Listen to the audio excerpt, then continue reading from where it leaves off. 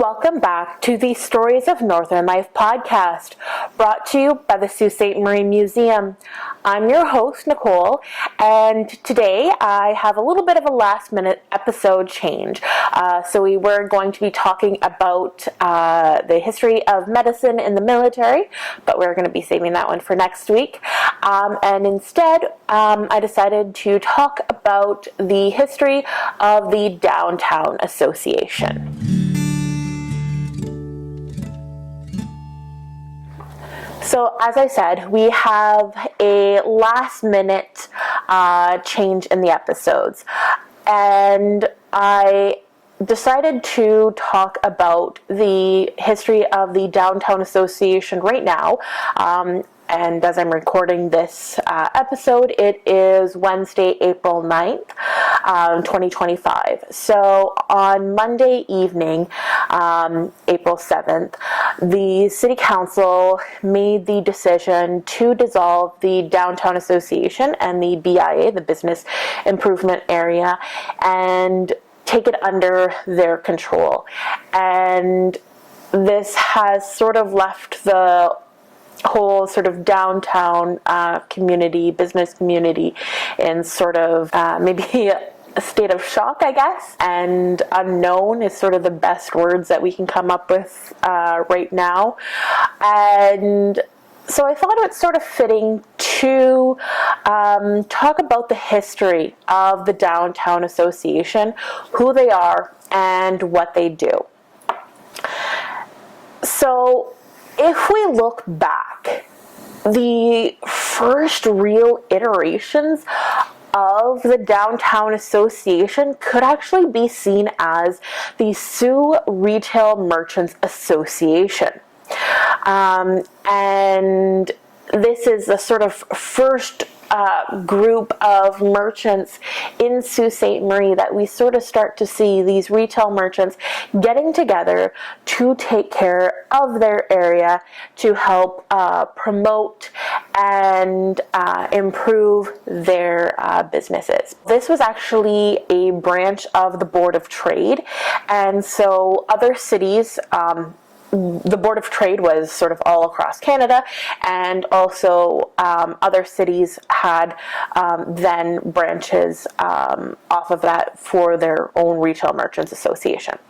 So we can see ours, the first real mention that we see is in a 1919 article when they're discussing hosting their second annual picnic, meaning that they had to have been around at least since 1918.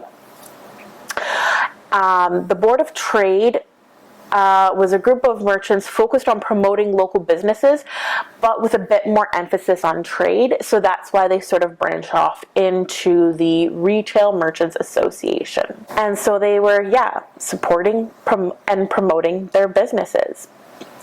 But then in 1925, it's sort of interesting, we see the issue of street lighting being brought up. And it was finally addressed by a policy adopted by the City Council. But the Sault Retail Merchants Association actually helped to bring this to a head. So it was really them that helped to push this forward. So not only would street lighting help to improve their businesses, but it would also help to improve the safety of the community. So the new street lights would be covered under the local improvement plan. The property owners were to cover 2/3 of the cost, and the city would cover the last.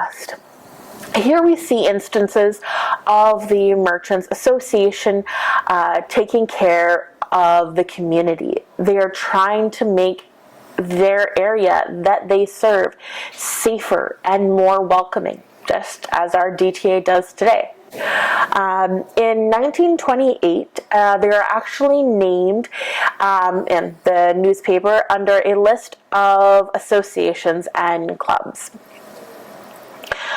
In 1934, we actually see them starting to establish their own credit bureau.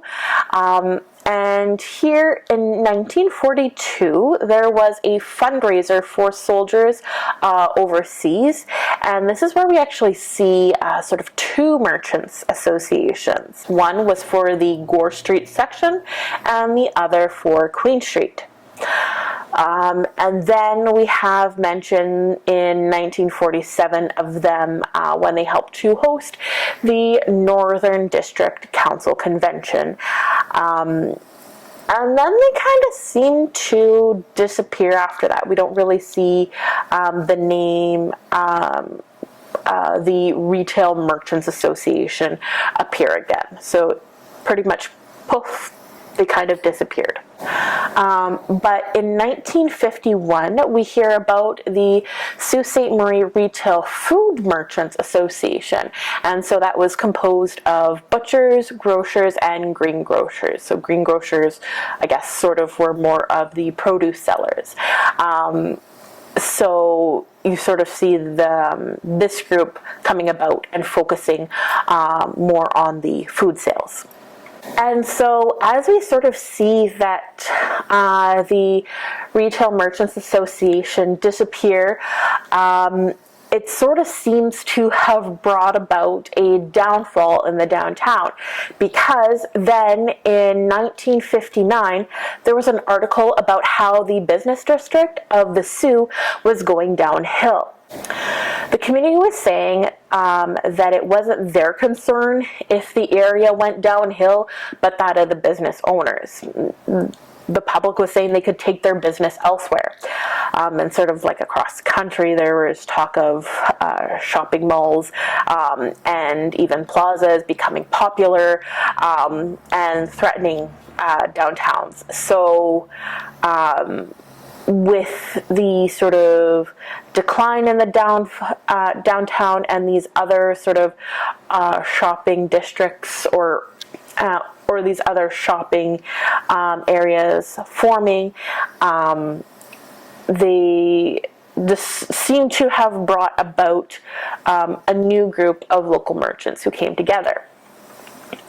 And also sort of in 1959 was when they were sort of first talking about bringing a shopping mall to the Sault. So that was also sort of spurring this next thing we have here. Was in that same 1959 article, they're talking about the new organization called the Downtown Business Association. So here it's where we see the first real instance of downtown association, sort of what we have today. And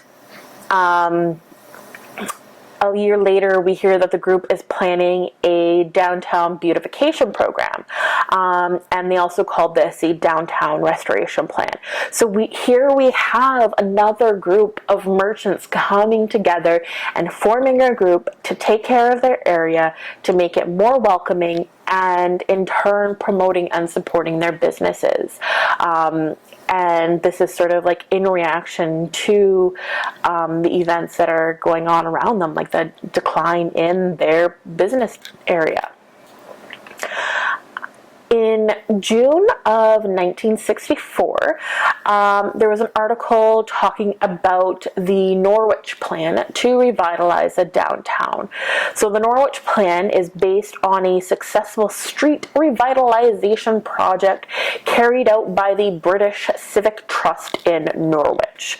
The Sault was around 100, like one of 100 Canadian cities visited by a team of Norwich planners who gave insights into how their downtowns could be improved upon, including beautification via planting trees, removal of old signage, renovations, and facelifts of buildings in disrepair, and also reworking the parking in the downtown core to make it more accessible for shoppers.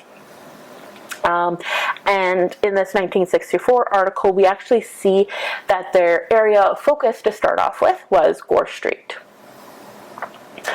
Then later that year, in November, there was an article talking about how 200 Sault businesses between Dennis and East joined the Downtown Merchants Association So as I was saying, there were talks, there were plazas being built in Canada and drawing businesses sort of away from the downtown. And one example we have of that is Churchill Plaza, which opened in 1961. So the downtown merchants remained optimistic that they would survive and continue to improve their area and draw business. They were adding downtown Christmas lighting that would happen sort of like mid-November and then continue on for the season. They also had the Santa Claus parade, anything to bring in more foot traffic.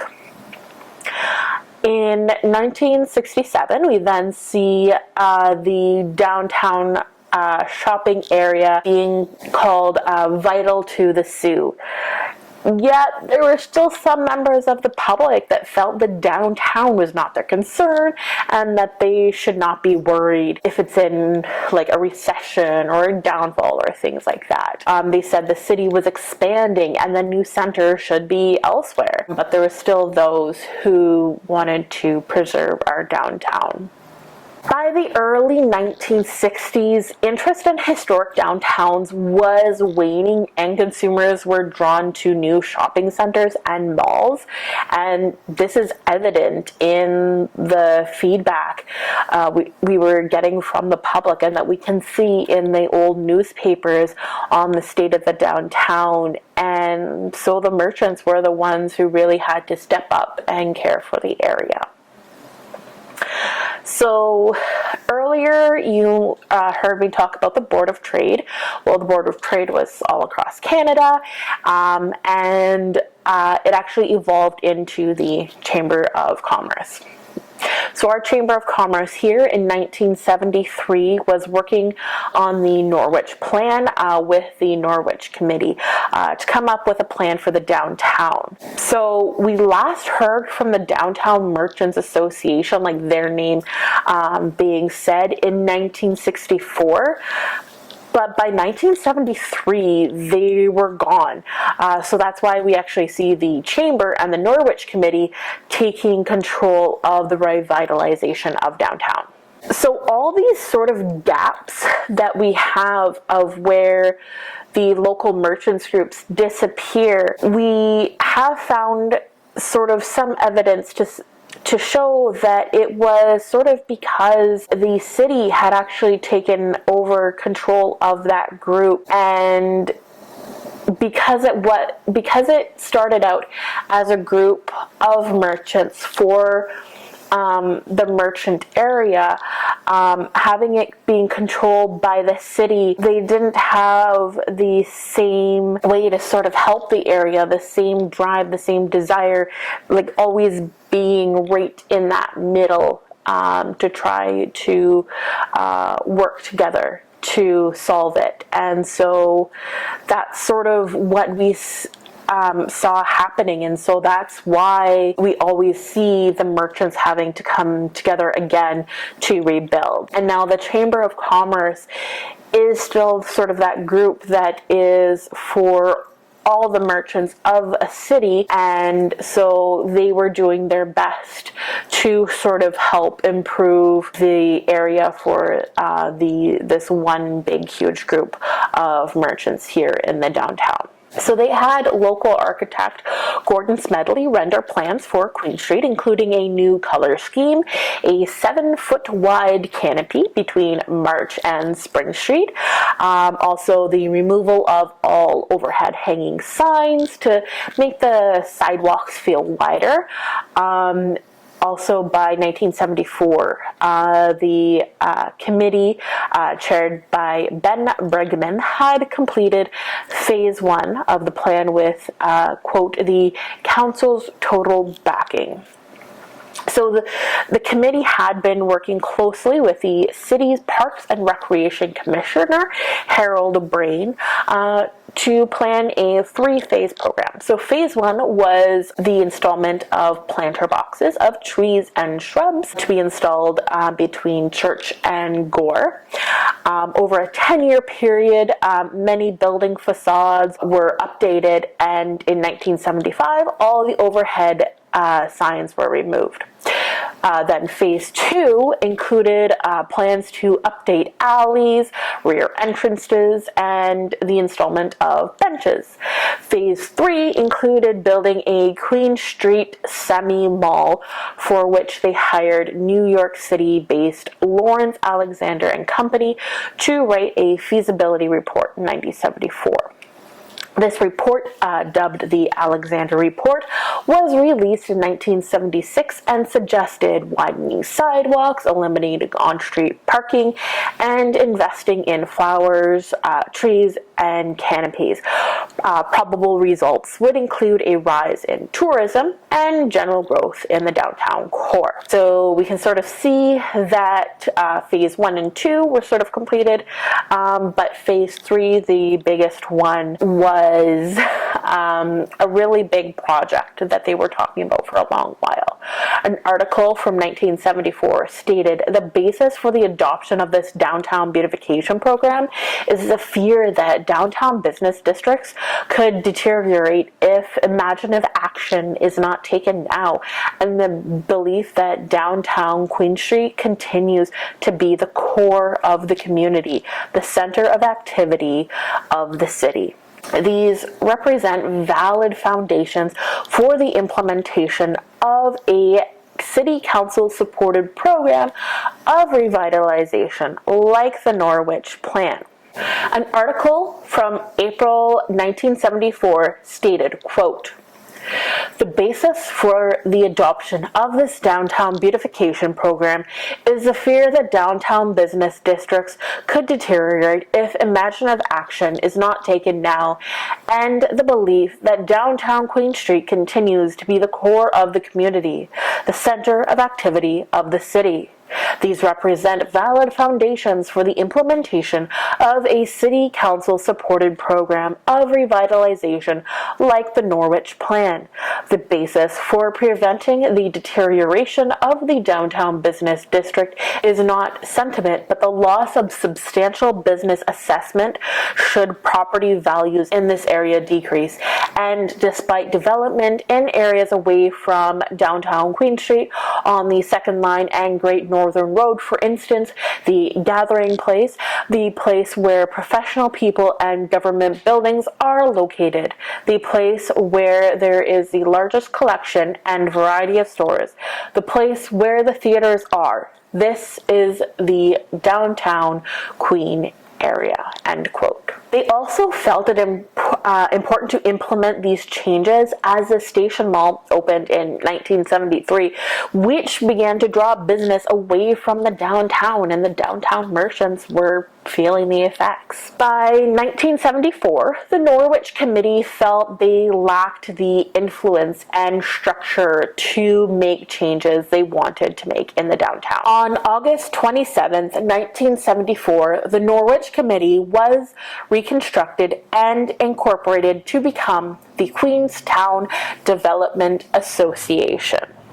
The newly incorporated organization was chaired by Ben Bregman of Lake Superior Investments. The first VP was Paul Moore of Moore's Appliances. Second VP was Thornley Virene of Virene's. The secretary was Wayne Bishop of The Man Store, and treasurer was bank manager Jim Lowen. This executive was part of a 22-member board made up of downtown business owners and employees passionate about preserving and revitalizing Queen Street and supporting their fellow business owners. In the 1976 article announcing the Queenstown formation, spokesman Gary Demansky stated, quote, "There is less strength in committees. We've gotten beyond the Norwich Plan now. We are looking at Queenstown as a never-ending organization." The organizers felt they could accomplish more with a, quote, "definite and organized body such as Queenstown." A A bylaw was put in place by the city in 1977 designating the downtown as a BIA, a business improvement area. Apart from regular promotional activities, a council-appointed board would also oversee improvements, beautification, and maintenance not normally provided by the city. The cost of these improvements would be covered by the downtown businesses, not non-commercial ratepayers. In a March 1977 article, Ben Bregman explained to the public that this system of self-taxation would keep the downtown, quote, strong and dressed up. Using the new Christmas lights as an example, 60% pay and all benefit. In 1976, John Rhodes stated, quote, "The downtown is the heart of every community and expresses, in very real terms, the character and history of the people who live in it," end quote.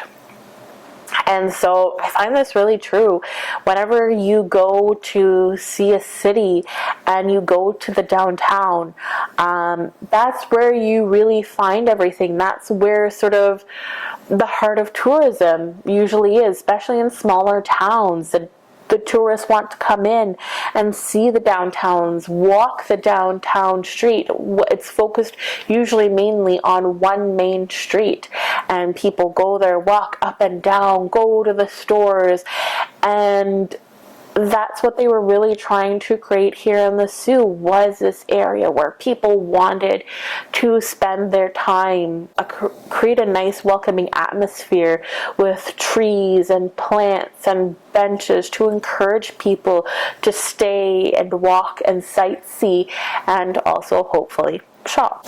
So with the talks of the semi-mall, we have the ODRP, or the Ontario Downtown Revitalization Program, and they got a loan that would cover 2/3 of the approved project cost. The application for the funding was put forth for the semi-mall between Brock and East in 1977. This funding would also go to repairing sidewalks and roads in the downtown, as well as updating the sewer systems. The urgency for the Queen Street semi-mall increased in 1978 when the talks of expanding the Station Mall were going on. At the time, the Queenstown director, Frank Caputo, stated, "If this plan proceeds as proposed, we may see the destruction of Queen Street in less than 5 years." He argued on the behalf of the downtown, stating that they would face a 50 to 60% loss in business, resulting in the destruction of a core tax base, which would place a significant financial burden on other taxpayers. He also stated that neglect of the downtown and support for the businesses that could turn the area into a, quote, crime-filled slum. Other issues facing Queen Street at this time in the late 70s included a noticeable increase in crime and vandalism, as noted in an October 1979 article. To the relief of the Queenstown Association and the city, funding from the ODRP was approved, and the revitalization program was slated to start in 1980. A public forum was held to discuss the revitalization plans, with 3 options presented. 1. Straight revitalization, a semi-mall, and a modified semi-mall with a courthouse area plaza as a focal point. The third option was chosen, with the consensus being that the plaza would be built at a later date when funds would become available.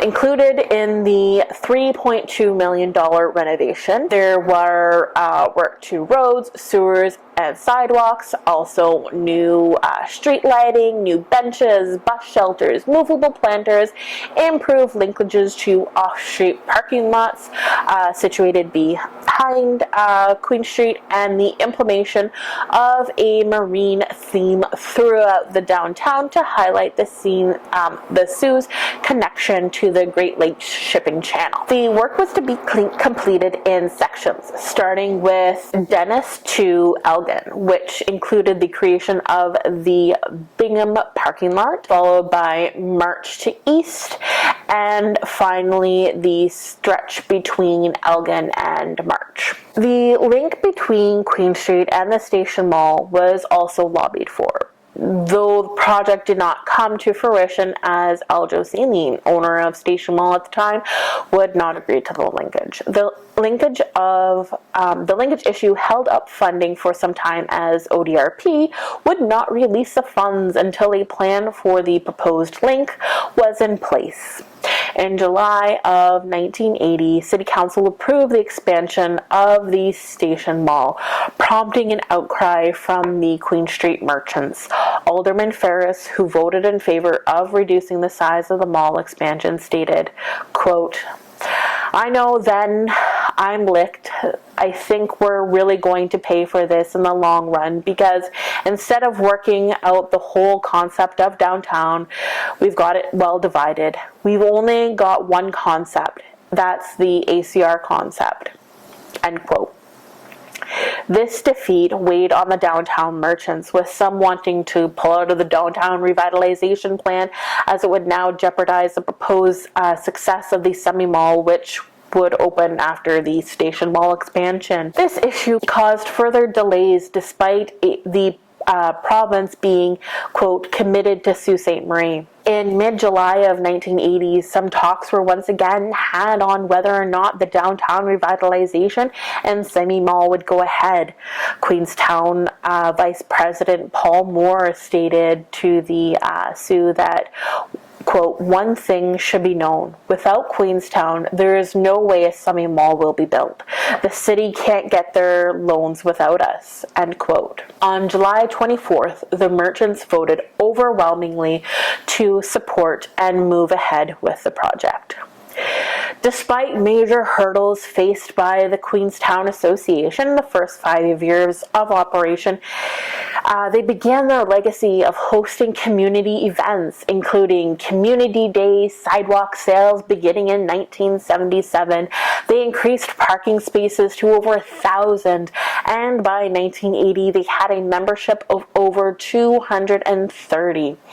Ben Bregman and Murray Davis of the Queenstown Board represented the Sault Ste. Marie and the community renewal strategies for the 1980s symposium in Toronto, coming back to the Sioux with new perspectives on how to solve the issues facing the downtown neighborhood.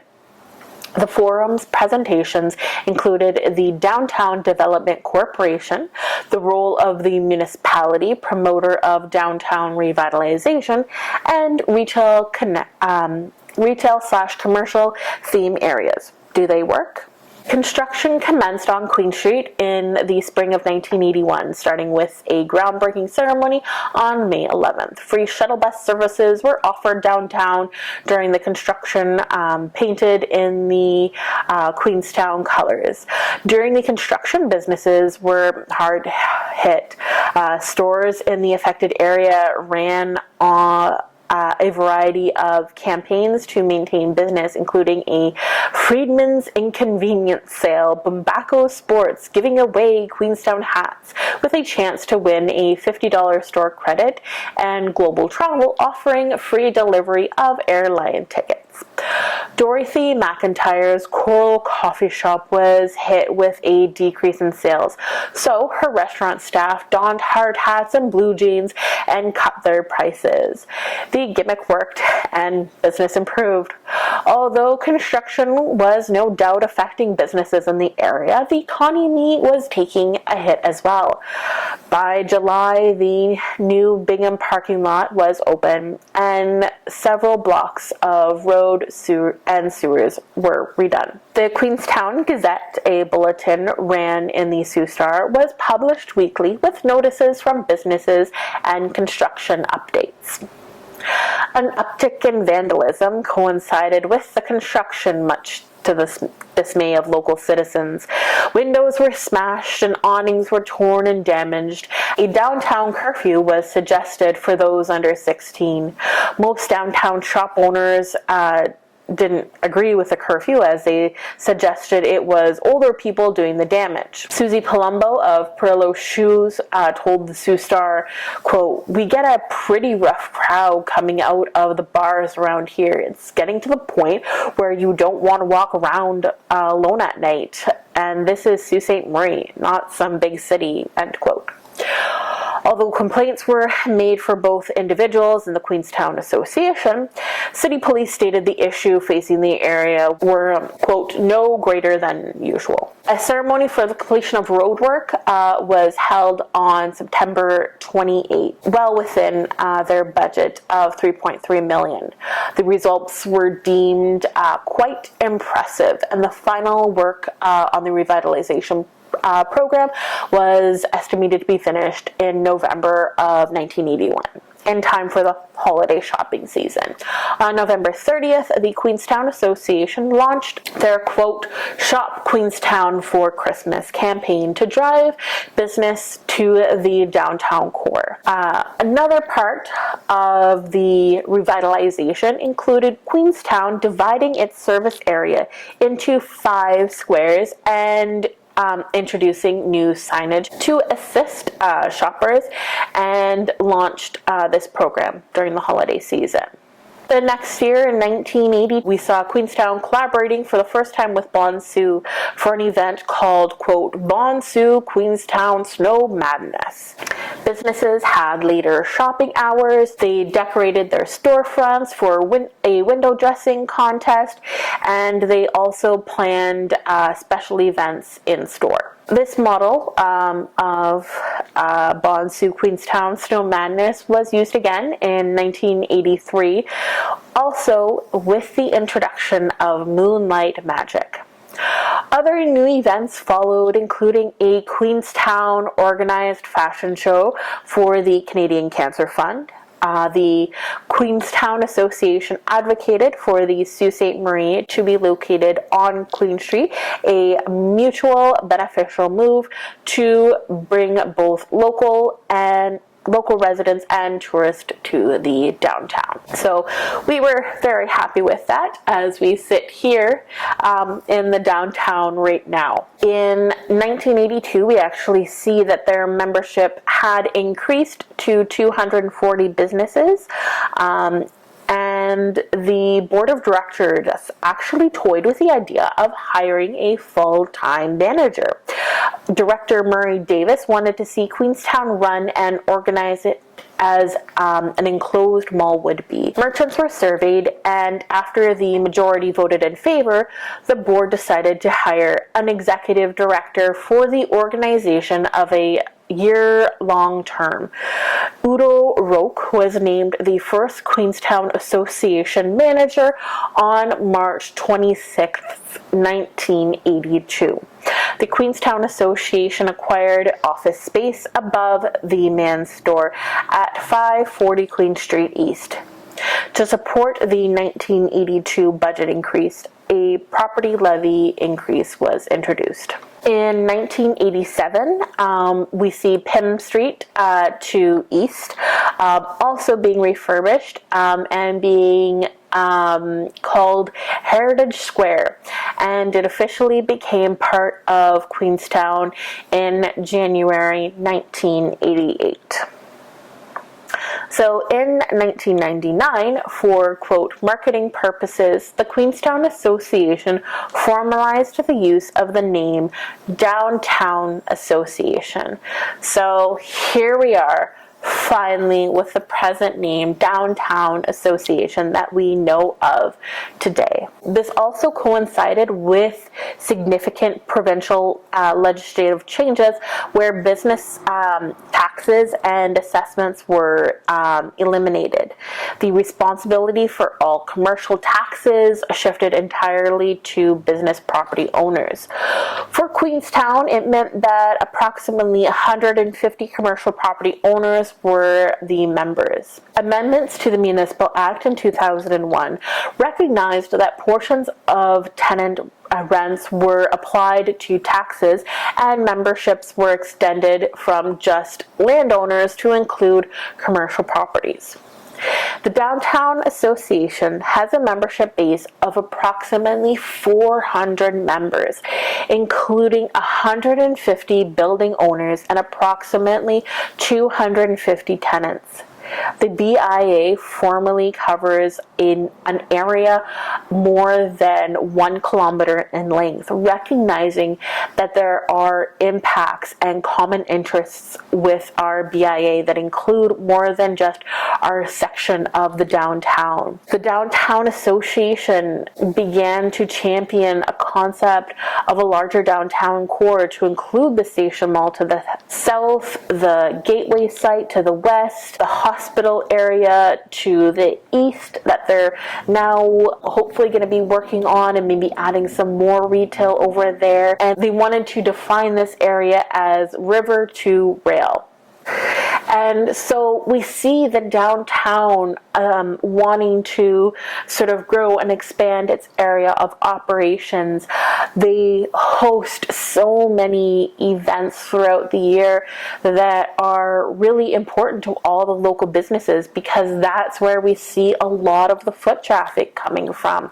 Just last year for our Moonlight Magic, we saw a record number of over 800 people coming here into the museum during Moonlight Magic. Now, I don't know if that's the highest numbers we've ever seen, but for as long as I've been here, for around 4 years, that is the most we've ever seen.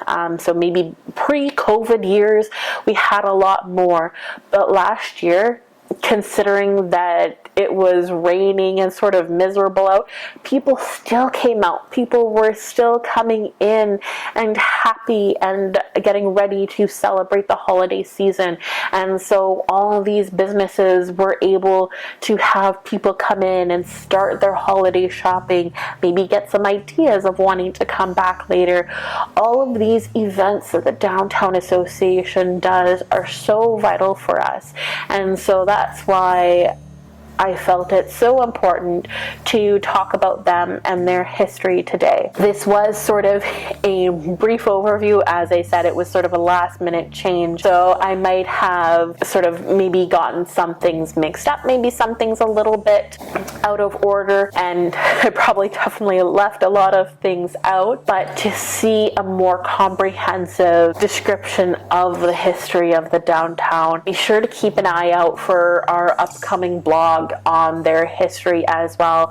So that blog will be coming out soon. Hopefully, we want to make sure that it has as much of the history as we can find. So from us here at the Sault Ste. Marie Museum, we want to say the biggest of thank yous to our Downtown Association, because not only do they continue to help us out now, but they also were big supporters in helping us come to be here in the old post office building.